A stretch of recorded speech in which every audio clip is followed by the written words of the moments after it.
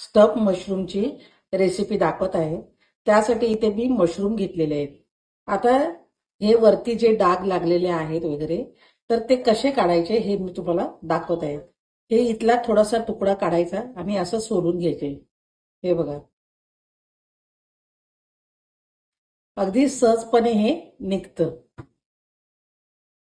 बघा, एकदम स्वच्छ झालेले आहेत। वरची साल मी काढून घेतलेली आहे।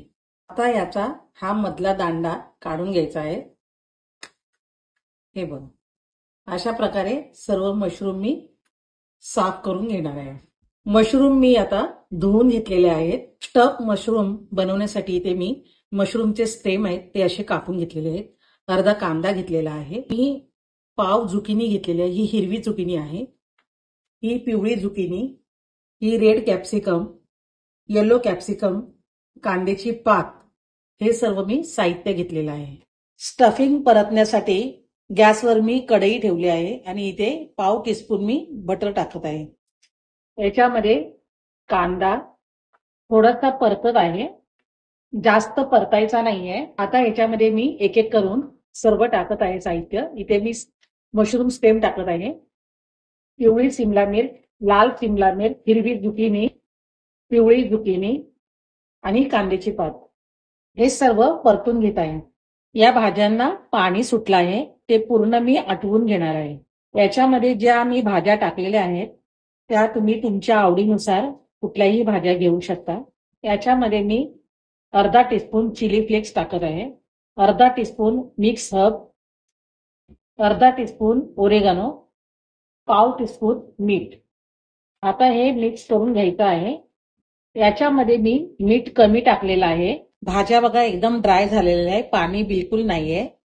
याच्यामध्ये मी एक चीजचं स्लाइस घेतलेलं आहे, ते मी टाकत आहे आणि एक चमचा मोझरेला चीज घेतलेला आहे, तेही टाकत आहे। हे सर्व मिक्स करून घ्यायचं आहे। याच्यामध्ये चीजचं जे प्रमाण आहे ते तुम्ही कमी जास्त करू शकता। हे स्टफिंग तयार झालं आहे। गॅस बंद करत आहे। आता हे स्टफिंग मशरूम मध्ये भरायचं आहे।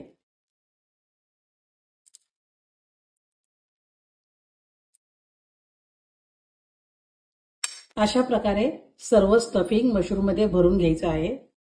गॅसवर मी कढई गरम करायला ठेवली आहे आणि इथे पाव टीस्पून मी बटर टाकत आहे।